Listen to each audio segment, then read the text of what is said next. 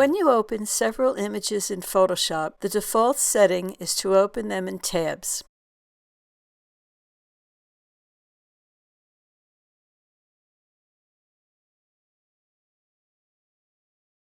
Then you click on a tab to show each image.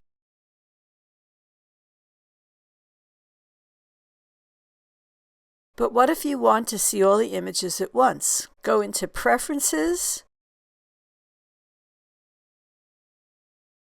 Workspace. The Preferences dialog box appears. Click next to Open Documents as tabs to deselect it and click OK. Now when you open images, they open separately.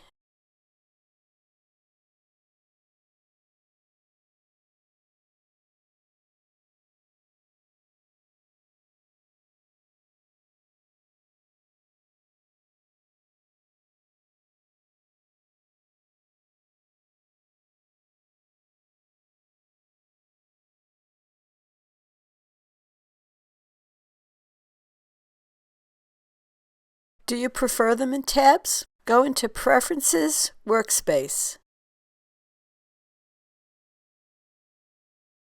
Click next to Open Documents as tabs to select it and click OK.